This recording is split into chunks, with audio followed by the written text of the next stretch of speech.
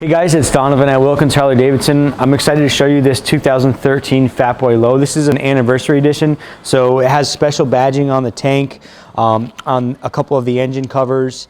So in 2013, it was 110 years of being in business for Harley-Davidson, so it's considered an 110th anniversary model. This particular one, they are all numbered. This one is 936 of 1750 produced in the whole world, so a very unique bike. This color is called Anniversary Bronze and Black with a double pinstripe. Really pretty bike. Just over 6,500 miles. It's going to be one of our Dyno Certified units, so it has a 90-day, 3,000-mile guarantee. A couple nice goodies on this one in particular.